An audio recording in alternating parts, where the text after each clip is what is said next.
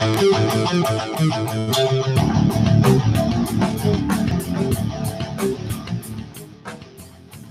welcome HBYOB Brewcast, where we get together and talk about homebrew. Might even drink a beer or two. And tonight, all chiller, no filler. Wort chilling. Are you ready to chill your wort? Next.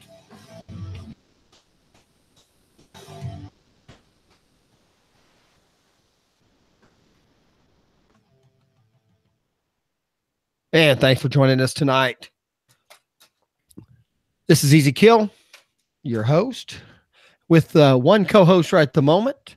I have with me tonight from HBYOB.com, Joey Brumley. How you doing tonight, Joey? I'm doing very well. Well, good. We're good. We are live tonight on YouTube. You can go to HBYOB.com,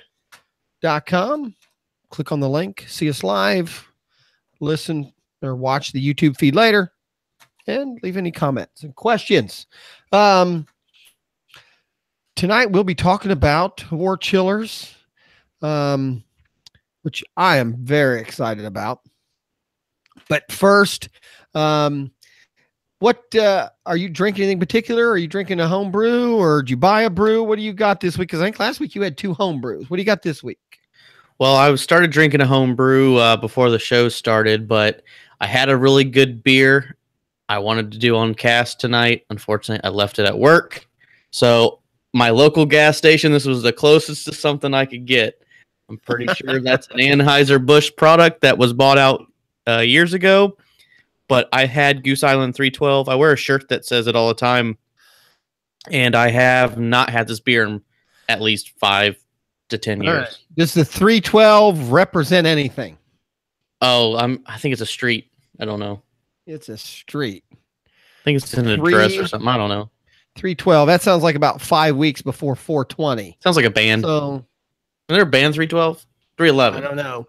Next, Goose Head 312 rocks us. Yeah, there was like 311. I don't know. 311, 3 doors down. No, that's different. We talked about them mixed up. Yeah, 4. Thing is, there was a band like that. Maybe not 311. Now you got me thinking. What was that? Oh well, we're here to talk about beer. Anything exciting happened this week in the store? Anything new and exciting you want to talk about before we get into our wort chilling? Nothing in extravaganza. Nothing in particular. About completely sold out of hop rhizomes down to the last scraps. And is that just because it's the time of year? You're just out. They're in season. What? Well, I mean, at this people brewing. Just because when they're in season, when we get them in, and just with the last frost being, I believe, past us now, and just prime time to get them planted, I don't order them. I don't continually order them just because the demand for them is very low. All right, and I think is it still something you can special order for customers if they need them, or it's just they're not available? When I say special order, I'll probably get an email from one of my vendors, like basically when they're closing them out, so I can close them out and we can sell them for really, really cheap. Just because here soon, I don't think they'll be viable. Now, how are they sold? By the ounce, the pound? Well, the rhizomes are like little pieces of stick from our last episode, or the one before that. They just look like little pieces of root. Okay, and that's it. So you sell them by the each. I mean, just one root costs so much. Yep. All right. And does that add bitterness? What does that add to the? So that's so you can grow your own hops. The rhizomes. Oh, okay, that's right. All right, that's the actual baby plant, technically. I got you. Yeah. That's like a bulb or whatever. Yep. Okay. So you plant those now. All right. Okay. Yeah, you want to get them in the dirt. I planted mine a few weeks ago, and not even a week. Wasn't even in the dirt for 3 or 4 days, and it was already starting to bud out of the dirt. It's probably that's all now. I don't know how accurate that is on your phone or computer, but I don't know. Yeah. On our cell phone, that was like a millimeter. That real good. That was absolutely no help to any listener. Balls accurate.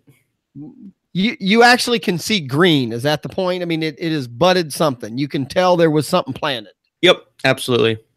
Now, I mean, here in Ohio, we've got quite a bit of rain and stuff. So if you had to even do anything to them, no water, no anything, right, at this point?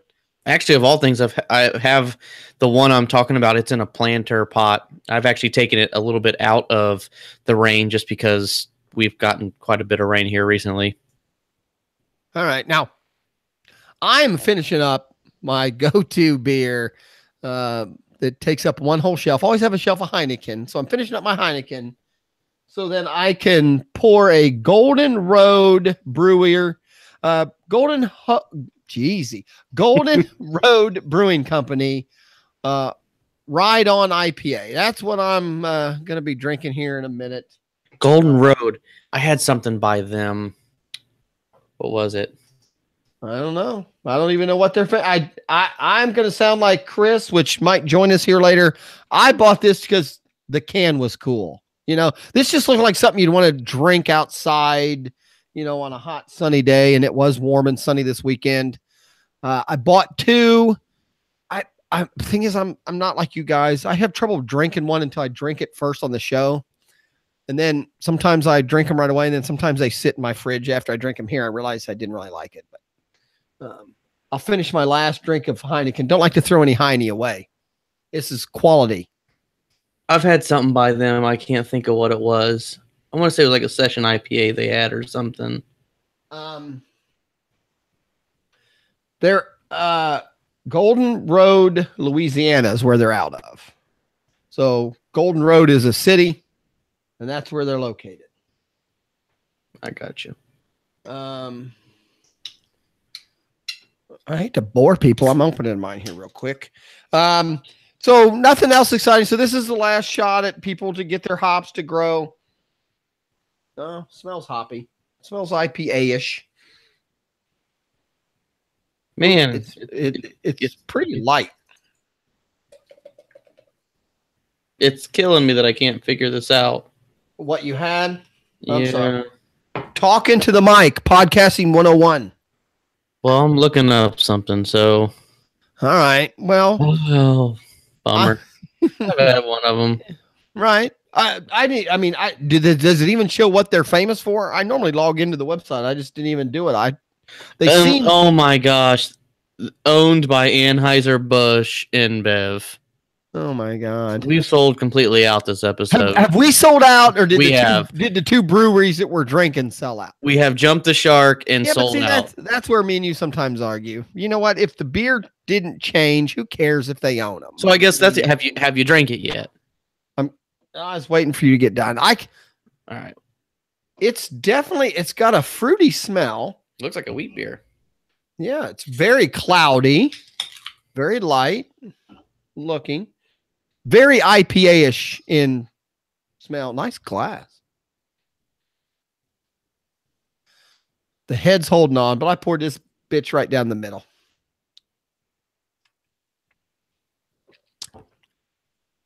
Not as strong of an IPA taste as the smell. Is that normal? Can you get a fragrance without necessarily the harshness or the bitterness? That's a lot of the times the way I brew mine. That's back. I think you asked from another episode. That's where the dry hopping really comes into effect. Okay. Because, this had a very strong IPA smell. So I didn't think like it. I really wish I didn't know that this has got a soapy head. And it's carbonated out the yin yang. Look at that. Okay. And so you're voting it down? Anheuser-Busch did that, right? Well, no. Which would lead me to believe there's cheap adjuncts in here. And it's pretty clear in color. So usually wheat beers are pretty hazy. But this almost looks like bud. I was worried about this beer because I'm not a big IPA person, meaning I normally don't buy an IPA. But this one's not bad. Like I said, a lot more IPA smell than taste. 6.5% alcohol. So not bad. I'd recommend it. Right now, unfortunately, it seems like we always recommend stuff. Every once in a while. Mine's. I know you're not. You now know it's Anheuser-Busch. No way you're recommending it. I know you. No, I still can't get over. I can't figure out which one that I had by them. I know I had one. You probably had that one. No, I don't remember that can art. All right. Have you, are you in the middle of brewing anything right now? Do you have anything in a fermenter? Do you have anything, So currently I have one of my go-to beers in a fermenter and a IPA that I did. I can't remember what I did that was special about it. Let me go to my brewing notes so I can. Oh, we picked up a new hop in the store. So I brewed an IPA using exclusively those hops. Okay, a new brand, a new supplier, just a variety. Just a variety. So yep. Zythos, I believe. Now when you do, it. I don't know how do you do this. Do you come up with a recipe that you use all the time and then just switch the hops out so you have an idea what changed, or do you just try a whole new recipe? Sort of. I mean, I tweak the recipe. You have to adjust each recipe to accommodate the difference in alpha acids that each particular hop can have. Because I mean, when it comes, we've had this discussion before. Sometimes just because it's you use a lot of hops doesn't mean it's necessarily going to be real bitter. So, but the Zythos, I think I adjusted accordingly, and I try to get it within the same IBUs as what I usually brew. I use a really simple base. Okay, so when you buy the hops, do you know what the? I mean, I don't know. I've never bought raw hops. I mean, what's the term? I mean, fresh hops. What do they? Pellet hops? Huh? Pellet hops? No, I'm talking if you were to grow it yourself. I mean, the pod itself. What is there something called? Meaning, how do you know if you're using fresh hops / something you grown or something like that versus pellets or something? How do you know what the flavor content or the acidity or the bitterness you're going to get out of it?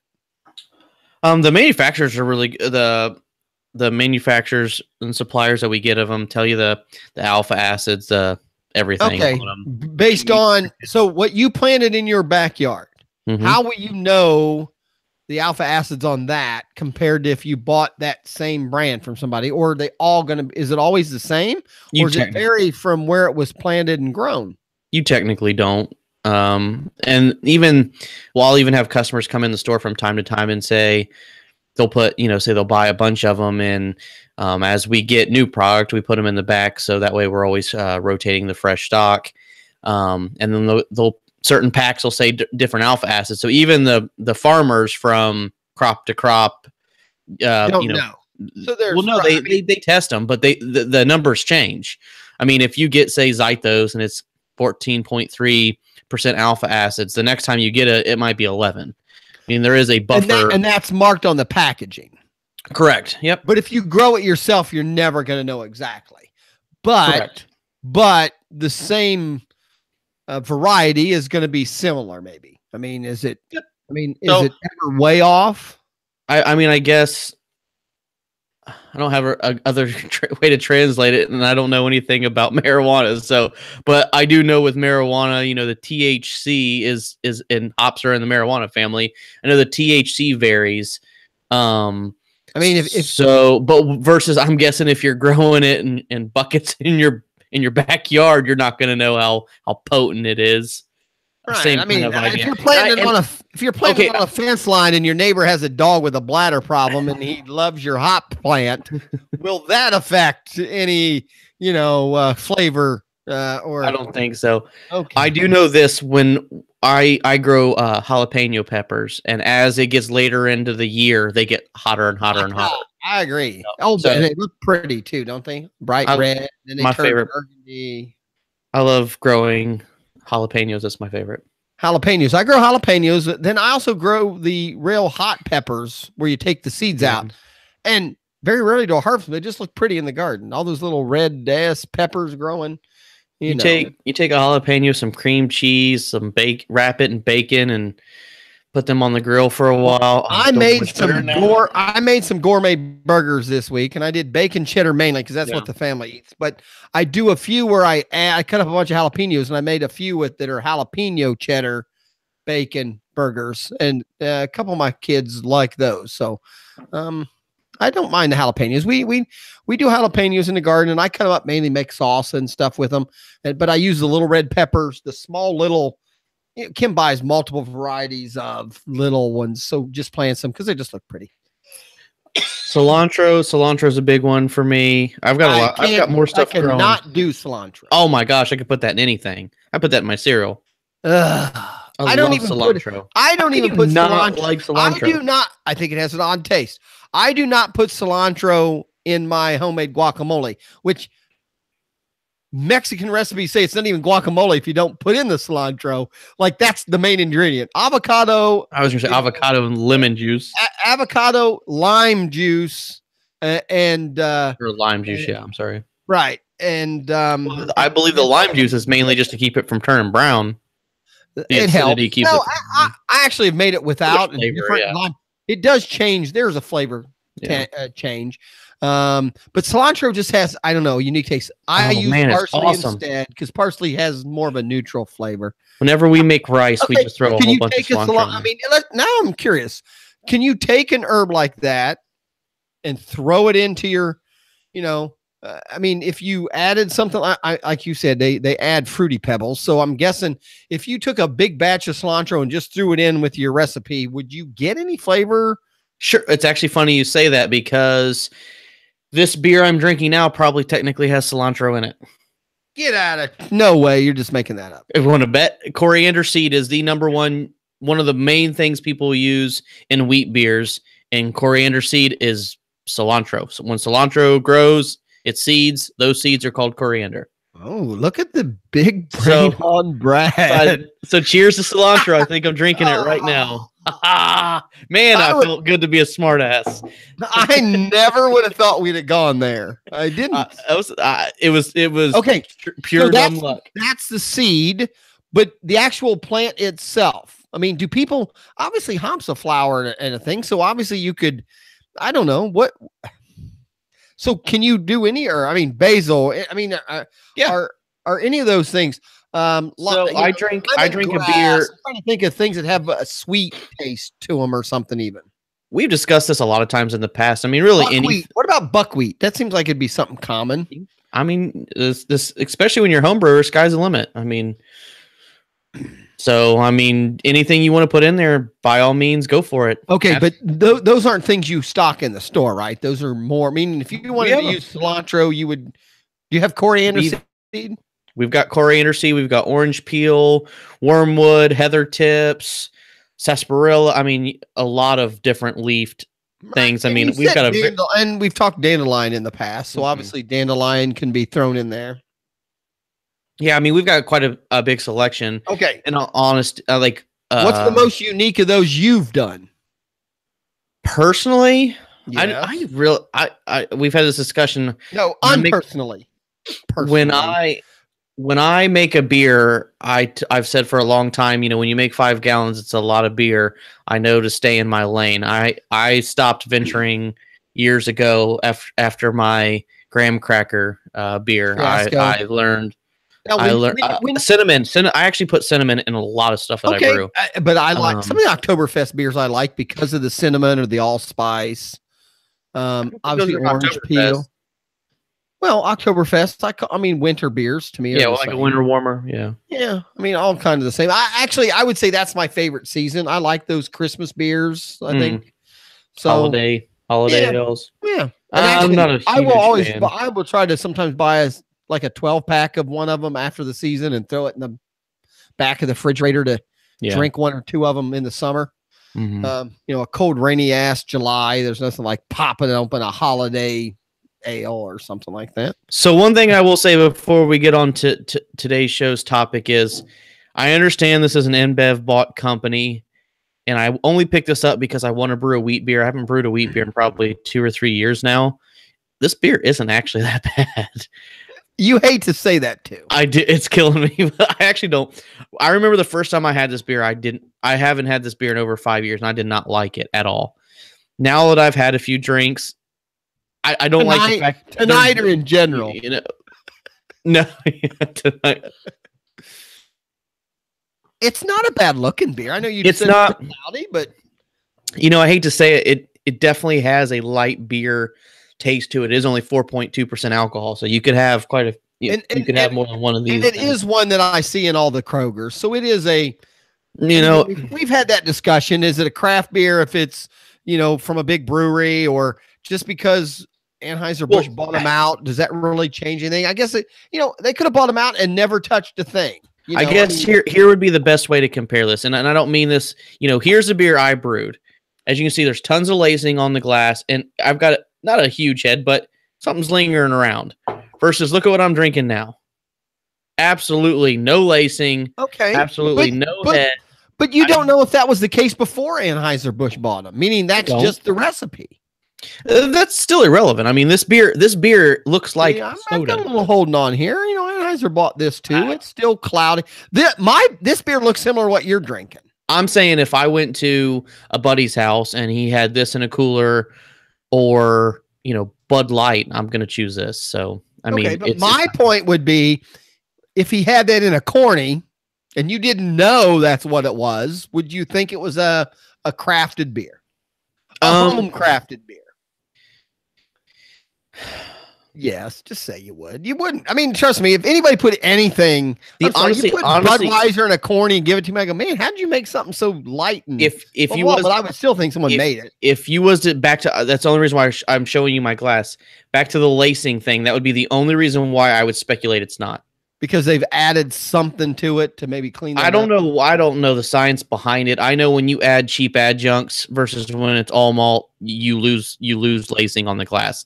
I don't know the science, the facts. Cheap adjuncts. I worded that improperly. When you use things to boost the ABV other than barley, wheat, when you're using rice, and sugar, Budweiser's known sugar, for rice. Budweiser's known for rice. They advertise it. That's their thing. But I also know that at the time Budweiser, when they first brewed the beer, it was actually more expensive than the barley. They were just going for a light lager, but with this brewery, like you said, I'm sure they probably brewed this beer without Anheuser-Busch, without InBev's, opinion in mind.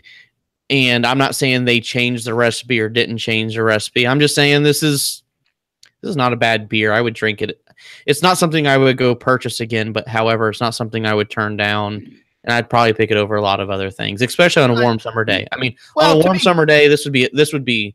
Those are the kind of beers where, I'm going to a softball tournament. Throw those in the cooler, I mean, it's something, if I have a long layoff or something, I'd go, I'm just going to sip on a beer. If I'm at a Reds game and that's all, this is in the cooler along with all the other domestic, I'm going to choose. They always have some weird draft beer or weird craft beers in quotes at those kind of games. They've got more selection than they used to, but when the guy walking down the thing usually is, Samuel Adams, they have the more popular, again, we've had that argument. I'm not sure it's considered a craft beer anymore at that point, but it's a tastier beer. Even a Samuel Adams to me is a better beer than a Budweiser. Boston Lager, I think it's a darn good beer. I like it. I don't know what it is, but that being said, Boston Lager, I think they make 50 different beers. They do. I would say, but out of all their beers, I mean, that beer is the one every now and then it's just a good, well-crafted lager, in my opinion. I like it. All right, let's move on. We promised the people something that will chill their wort. So, let's start with, for a beginner like me, what the hell is a wort? Let's go right to the basics here. I mean, I know, but let's make sure everyone knows what we're talking about. What stage of brewing do we have a wort? So wort is basically a 4-letter word for unfermented beer, meaning before you add yeast, before fermentation has taken place, before any alcohol has been created. Right. There's no alcohol content at that point. Correct. That's wort. So it's the second you add yeast, I believe, is when it's technically called beer. Even before it actually... I believe by definition, once yeast comes into contact with the wort, it is now beer. All right. So it doesn't have to yet go through the actual fermenting process, but the yeast has been added, so we know it's going to do that. Correct. Okay. So wort is everything before the fermentation. So once the water comes in contact with either grains or extract or anything like that, even without hops, that's when it is wort. Okay, but is it wort the whole process? Meaning, I guess in my mind, I always thought it was wort being, okay, I'm done. I now have so many gallons of something that can be fermented. Or is it wort right from the beginning? I mean, is it wort as soon as I add my ingredients from the very beginning? Or is it not wort until the very end when I'm getting ready to pitch? So based on the directions from the kits like the extract kits we get, once you add the liquid malt extract or dry malt extract or any of the variants and you bring it to a boil before you add a hops, you now have wort. Okay, so even before the hops, it's Correct. still a wort at that point. Yep. Do we know it's not like wort, like, worts like plainer wort. I believe it's like, I can't think of the pronunciation now. It's like wort, like URT, wort. Do we know what wort? Do we know what wort actually stands for or means? Is there a what? Is it an abbreviation? Is it a? I mean, what the hell? I didn't look it up. I trust you. You're the expert. What the hell, wort? I don't know. I think I'm pulling stuff out of thin air at this point. All right, but hey, it doesn't mean it's not fun. Yeah, All right, so wort is, in most cases or all cases, right? I mean, you don't do any brewing without boil take place. Is that correct? I mean, I guess I don't know of any. Is there a non-boil? Is there any process you can make beer without actually boiling? Of course. Anything? Yep. Don't lie to me. You could lie to me. You could. Okay. What? What can you make without boiling? Wine you don't boil, mead you don't boil, cider you don't boil. So are all those considered worts in a certain stage? No. So I believe wine is called must instead of wort. And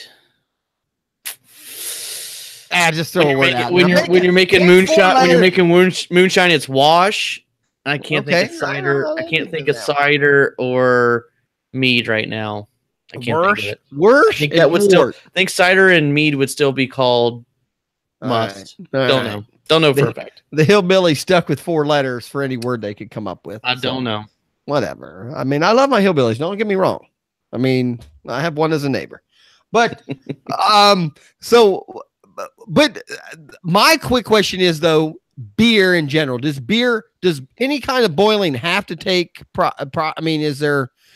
So the answer is it does not have to take place, but to get the bitterness out of the hops, to do certain things, we do sanitizing. It's the biggest one. Sure.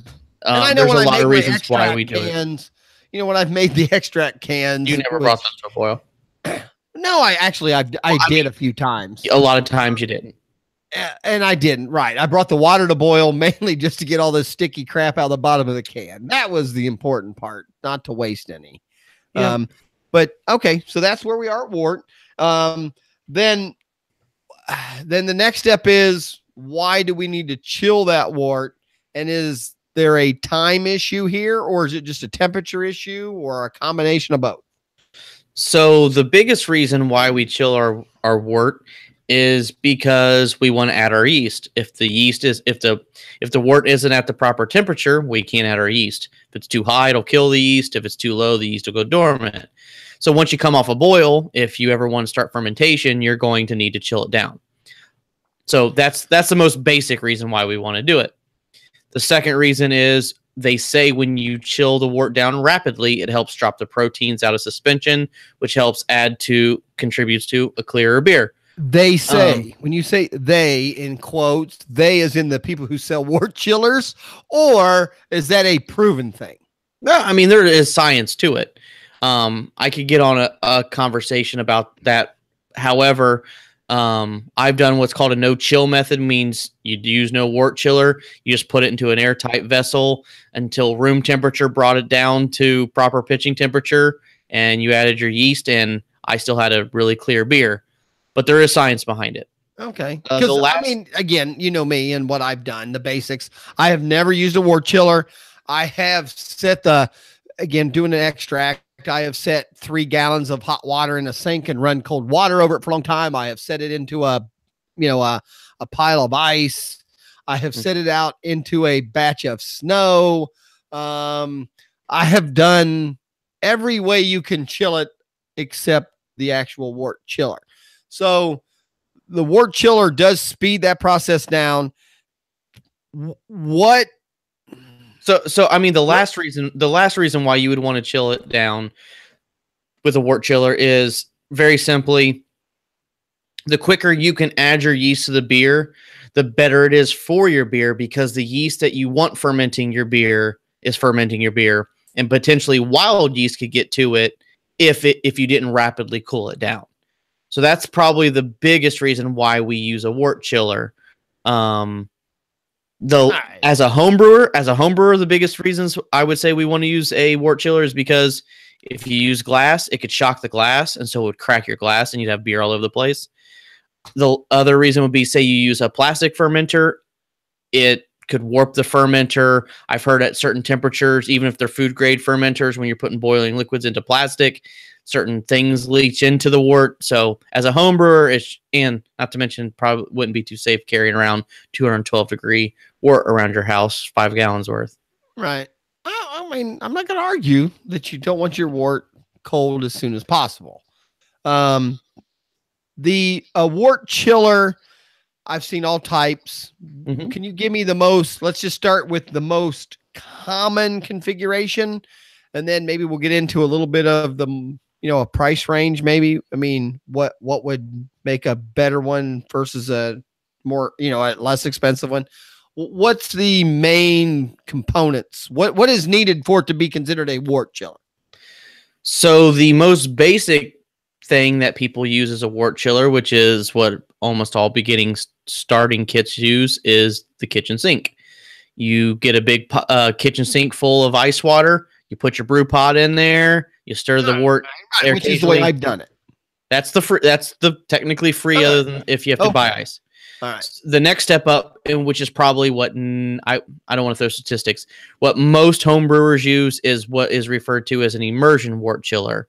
That's basically it. A lot of customers come to the store and they think it's a worm. It's not a worm. It's basically just a coil. It's usually copper, sometimes stainless steel coil.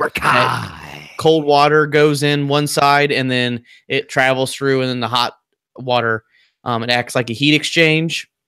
Basically, as the cool water goes through your boiling hot wort, the two exchange their temperatures. So you have piping hot water coming out the other side. Okay, wait. I never thought of that, though.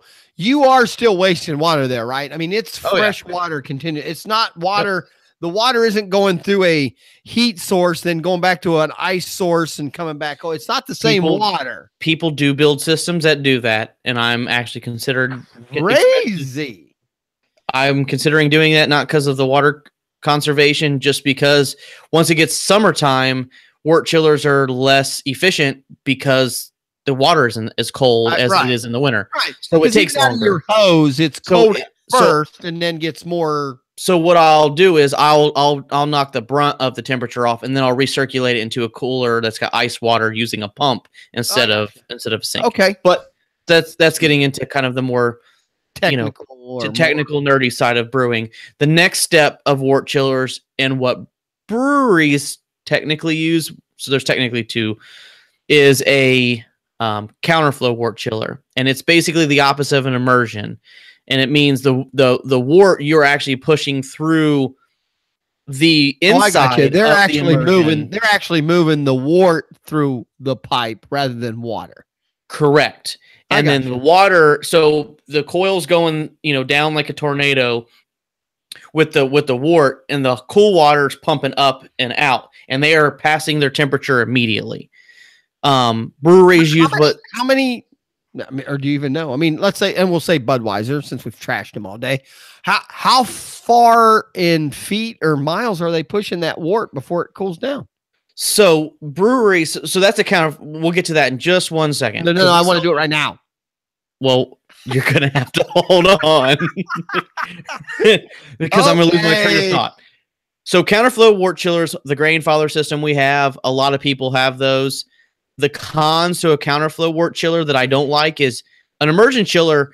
that thing could be disgusting on the inside, and it doesn't technically matter as long as the outside's clean. Right. Meaning, if you don't get all the water out of it, or you have hard water, it doesn't matter. Versus a counterflow, you can't see the inside, so you have to make sure you pumping really good cleaner. Your Budweiser, you have to know it's clean. You gotta pump a lot of cleaner. So that's a counterflow wort chiller. What breweries are using, which is technically a counterflow wort chiller, it's kind of, but they refer, and we sell them in the store too. We have them as home brewers as well, is what's referred to as a plate chiller. So it works like a counterflow chiller, but instead of this long, like you said, hundreds of feet of coil, right, they go through plates, and those plates act just like a radiator in your car. Right, and each plate is colder. And that's what. Okay. I went to a local brewery, and we were talking about equipment, and it was like a nano brewery, and he showed me his plate chiller, and he's like, try to lift that one side up. He's like, yeah, that thing weighs 400 pounds. It's because they go through all these plates, and it works essentially like a counterflow wort chiller in the sense of you can't see the inside, but you can disassemble the plates and clean them and things like that. Versus a counterflow wort chiller, most commonly home brewers are using. There's not really a disassembly of getting in there and cleaning things out. You're just pumping lots of cleaner, lots of hot cleaner to get cleaned out. That's honestly the reason why I don't like counterflow wort chillers. However, here recently, that's pretty much all I'm using. So, because I'm using the cream parlor system. So, in immersion doesn't make sense for a brewery, because could you imagine hoisting this, 100-foot wide coil, in a building? As a home brewer, I think immersion is the best for a home brewer. But if you're brewing thousands of gallons, it's just not feasible. Well, it's also Budweiser has less of a cleaning problem because they're making so much beer. There's always beer going through it, so it's not like it has time to. Like some brewers don't brew for a month. Well, that's when your equipment gets bad and nasty. Well, that's the other thing, like when you're doing things like that. I mean, now you start talking glycol. I mean, it goes back to water conservation.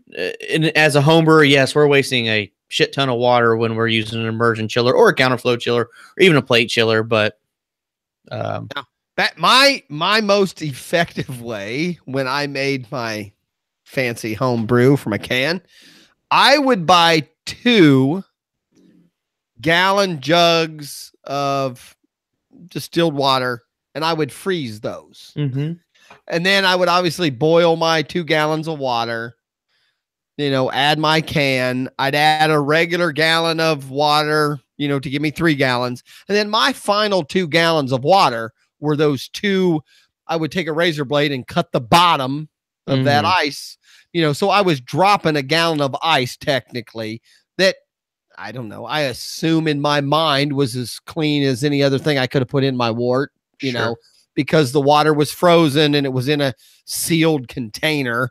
So it was probably more, less chance of contamination than cold water coming out of my sink or using ice from my ice trays or even bags of ice. I just felt that was the cleanest way I could other than when it was in the winter and I was able to just take the pot and sit it right out in a big bank of snow. And even then, if it was hot enough, it would melt that so quick. Yeah. It still took a while. I found adding 2 gallons of frozen, jugs of water was the quickest. And again, I never had a bad batch or assumed it was contaminated because I used, we actually need to have a whole episode about that, and contamination being the name of the episode. And a lot of people are paranoid that they're going to contaminate their beer. I will honestly say, back to what the kind of a conversation we had. I'm never worried about contaminating my beer. I'm just worried about contaminating me. And that hasn't happened. You don't have to worry about that. That's right. My body can handle it. Well, I mean, the thing about it is like we talked about, you asked earlier, why do we have to boil wort? And the answer is technically no. And back to, like, if you're extract brewing, a lot of times you're not boiling everything. So using the ice method is technically, but you'll never find any verbiage anywhere that recommends you using ice to cool your wort down directly into the wort. You'll never find verbiage of that. However, I will admit, when I extract brew, that's kind of what I do. And I just don't tell nobody I do it because It's one of those things where we have that do as I discussion say, not as I every do. week. We run in that because I am we've always said we have a basic brewer. We have Chris isn't here tonight. We have the by the book brewer, and then we have you who sells it and probably hears everybody's ideas. It's back to like we say with a cake mix. Some people do it from scratch. Some people do it from a box. Some people take that box and then add an egg or two to make it seem more homemade. And hey, I'm always one of those that believes at the end, if I didn't throw any of that 5 gallons away, it was successful. And I'm sure at no point when I was extract brewing did I go, man, if I just hadn't to use that ice, this probably would have been good. I don't think that ever played a factor in the taste. Mm-hmm. Well, it goes down to a lot of variables in brewing, and that's the kind of the weird thing is as it doesn't make me right or wrong or anywhere in between. But for as long as I've been brewing, simple brewing procedures and recipe is the 2 biggest criteria. Once you start talking, contamination and yeast strains and water chemistry and all of those things, that's when you're taking brewing to a whole new level. Don't get me wrong. And same thing, like when you're talking wort chilling, I've brewed plenty of beers. I believe someone told me I was going to have the haziest thing ever. It's one of the clearest beers I ever brewed. Just because you read it in a book doesn't mean there isn't science behind it, but doesn't mean there isn't ways we can't as brewers. Right. But I also know that the original brew, when people brewed beer 10,000 years ago, that brew was cooling out in the field somewhere. I mean, my point is there's how brewing people can be. There are people out there that go by the book, and if you tell them anything like that, they'll just say, well, that's just absolutely, you can't do it that way. But you know what? You still can make a pretty decent product sometimes doing those kind of things. A lot of time, yeah. I mean, shoot, Anheuser-Busch made a decent product with something I'm sure is full of corn, sugar, or rice. So, what else? I watch the commercials. They change a keg every 7 seconds. Yeah. Now, did we miss any? Is there any other way? Obviously the other way is just room temperature, which would take a long time. Which I've done. That's what I was saying. I've done, and it definitely works. Now, what about even like a basement floor? Let's say is in the winter time, a basement floor is 55 degrees or something in an older basement or non-finished basement. Is that enough to say, hey, I'm just going to put down here and let it chill in a few days? Well, that's what I said is the key is you don't want to leave it in your brew pot because potentially, wild yeast can get to it. So you want to put it in a sealed vessel. Well, what do we use as brewers? We use glass carboys. I'm not pouring boiling wort into a glass carboy. It could shatter. Plastic, they say that can leach certain things when you put that hot liquid into plastic fermenters. We do sell, I think it's I lost it. We sell these cubes that are made of a certain plastic that are meant to not do those. And that's what I used when I did. They call it like PBA or something. PBA free or something like I think it is. HEPA? Could be. Let's go with that. Sure. That's not my final answer. But I have a cube in my basement. I just moved it because I was clearing out my basement today. I put it on my basement floor, and yes, I did not pitch my yeast till 24 hours later.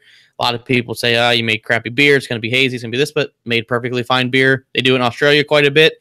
It's really popular in Australia because because of water consumption, they go through dry spells where they're not allowed to run water like that. So they had to find ways to continue to brew without wasting the water to use a wort. Okay. Only because I just thought about it the way you were talking. What about now? I know you can't have other products in there when you put boiling water. 5 gallons of hot boiling water in a refrigerator. If you have meat in there, you've ruined the meat. It's going to bring that refrigerator down. Yeah. But let's say my refrigerator or freezer is empty. Mm-hmm. If I had enough room in let's say a chest freezer to open that up, there's nothing in it, but it's running. It's at 32 degrees. I assume you could just drop your wort in there. and obviously you wouldn't want it to freeze, so you would have to have something to monitor the temperature at some point, because if you get too cold, you can't pitch the yeast. Well, technically, if I recall, heat will kill the yeast. Cold will just stop it from reacting very fast, right? Meaning, if I get my wort too cold, I can still pitch my yeast. It just could take longer than a week to do its thing. Well, you're stressing the yeast by pitching it when it's that cold like that. You know, you want to put it in a healthy environment. That's the reason why I like bakers will rehydrate their yeast before they bake bread and things like that. You wouldn't want to make a yeast starter out of ice cold water. You would want to make a yeast starter out of, room temperature water, or right, even but still, degrees. But I'm asking now because I think I'm right. But still, cold/frozen yeast is still going to survive. Not frozen. Frozen will kill the cells. It will. I always thought frozen just slowed them way down. Versus boiling would definitely kill them. Boiling and freezing will definitely. I mean, that's freeze distillation is a big thing, and a lot of people who want to back sweeten their wines, that's what they do. They freeze it rock solid and let it thaw out, and it killed off all the yeast. Back sweeten their wine. Yep. So, good to me.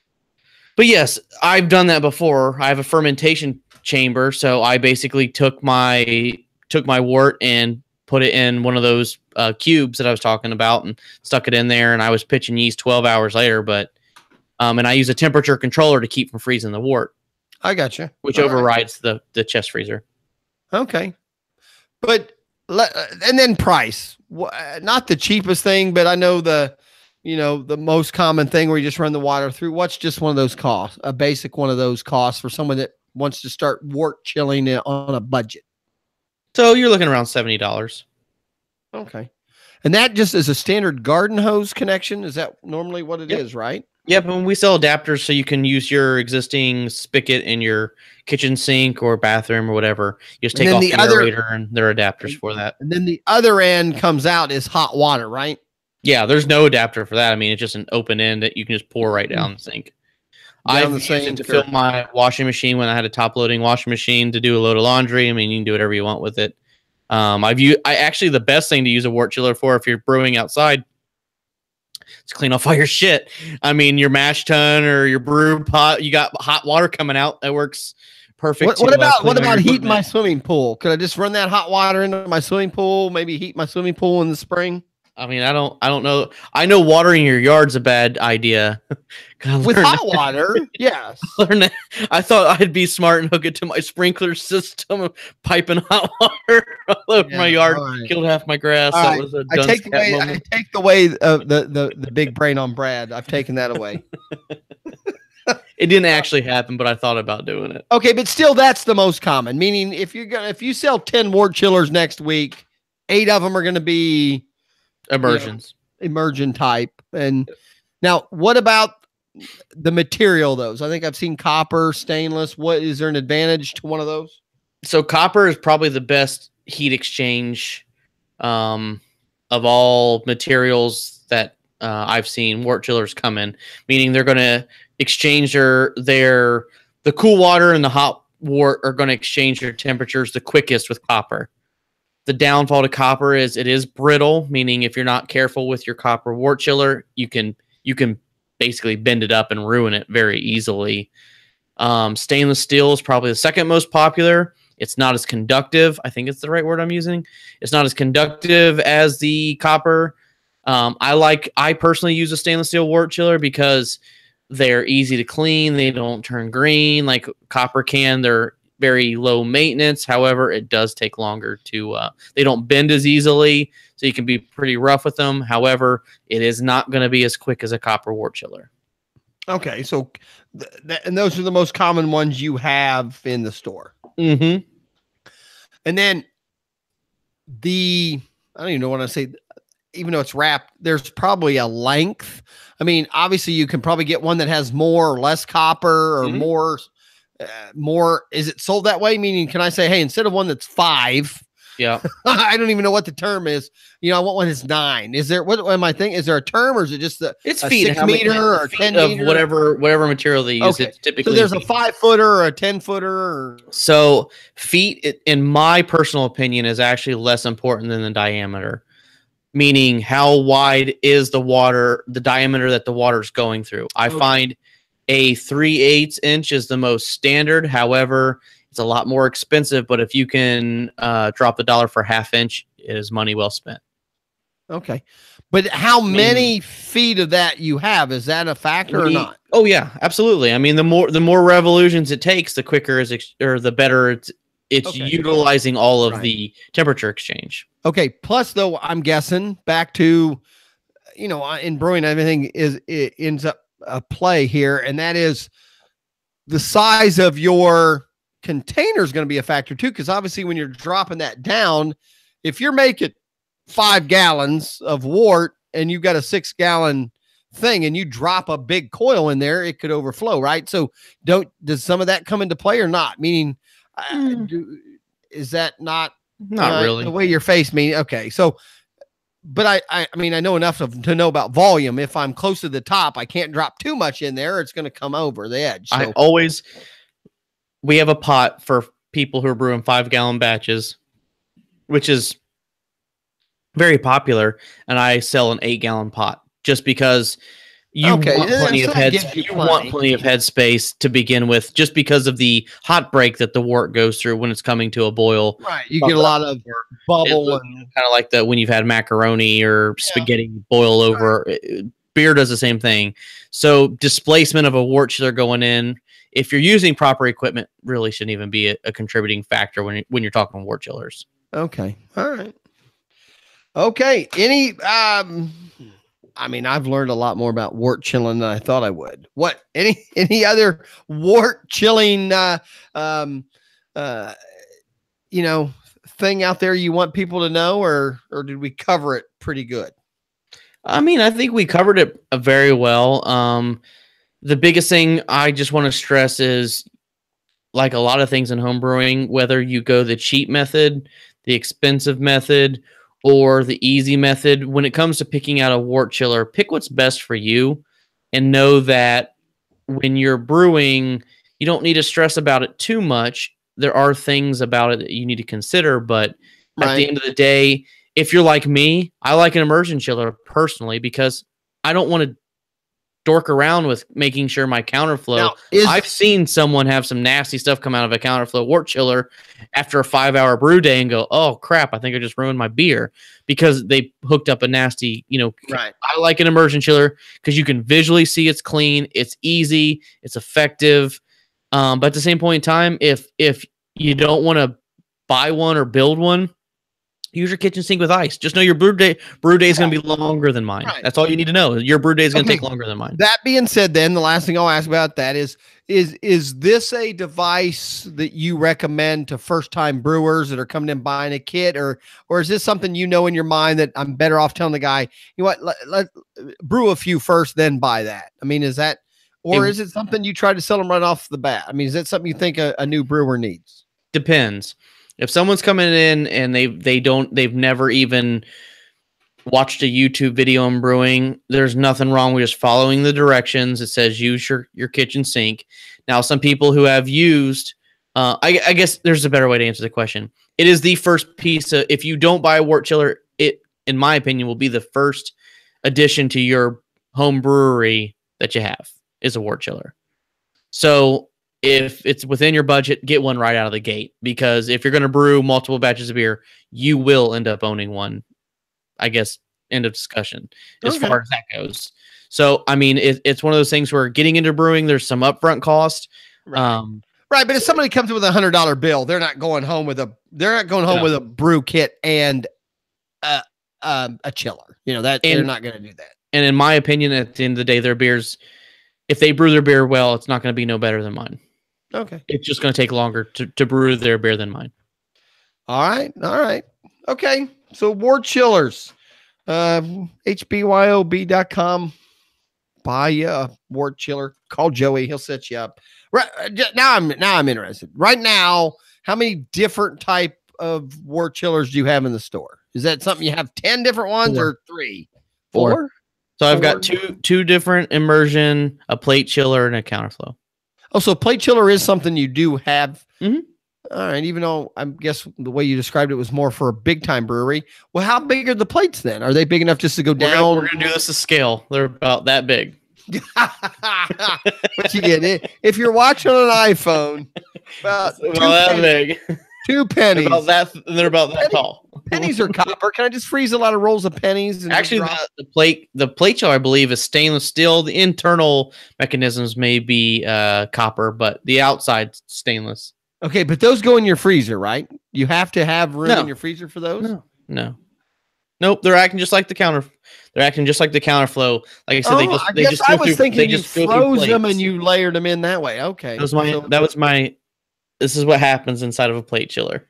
That was my reenactment. I'm pretty sure that's a song that I sang to my kids. Actually, I think it actually slithers more like a snake. No, over the hill and far away. All right. But I will say with a plate chiller, if you don't have a good filtration system, you will clog that bad boy with hops almost immediately, and you will hate a plate chiller. Oh, I'm unsold now. I am unsold. All right. We're going to move on to the question of the week, which ties in a little bit. Our question of the week is someone wants to know, do they really need to use bottled water? I've read different things, and I know, people will say out of the 5 gallons of beer you're making, a big percentage of that water is water that you put in there. And then I've heard arguments back and forth. So give me your opinion as a, home brewer and someone who owns a brew store. Is bottled water a necessity? Or even if you might say, no, it's not a necessity, but how much does the water affect the final brew? I answer the question because I get asked it almost every day. Do you drink the water at your house? If you do, brew with it. If you don't brew with it. Meaning the city you live in, whether you're well, city, if you use, whatever you use, if you don't like the flavor of your water, do not brew with it. If you don't mind it, brew with it. When you get into more advanced brewing is when you start talking differently, but the shorthand answer I tell people is, so if you don't like the water you drink from where you personally live, then I do recommend you purchasing water. However, make sure you don't buy RO water or distilled water. Make sure you buy drinking water or distilled water. It's the complete opposite when you get into more advanced brewing, but what's this dual osmosis or something water? Is that reverse osmosis? Thank you. Yeah. Reverse osmosis, basically there's no minerals, it's stripped of everything, just like distilled water. There's nothing in it. Distilled water, I believe they distill it just like you would a spirit, meaning they apply heat and the vapor that comes off, versus reverse osmosis goes through, I don't know if it's filters or some type of filtration system, but it's stripped of everything. Okay. And in for beer, when it comes to when you start talking mashing and things with beer, you need those minerals and you need those compounds in the water to make your beer work. So don't purchase those. Now, people who are advanced into brewing, they use they build their own water chemistry. But the shorthand answer is, if you drink it, if you like the water you drink, use it. If you don't, and you're buying store-bought for just personal drink, then do that for beer as well. Right. And again, my brewing methods, in my own head, I would boil in my wort with my extract 2 to 3 gallons of water. Then I would use 2 of the frozen. Mm-hmm. So I always figured because I was boiling it, I had no problem using what was coming out of my sink. Mm-hmm. Might not even been, some people are like, okay, that doesn't make any sense or matter. But I just assumed because I was boiling it, if there was any issues, it was changing it anyway. And then when I was using the other 2 gallons that was truly just being added to the wort, I felt those being bottled gave me an advantage, but probably wouldn't have changed the recipe much in the flavor. And I can honestly say I've maybe used store-bought water 3 times ever when I've brewed. So right. I use tap water.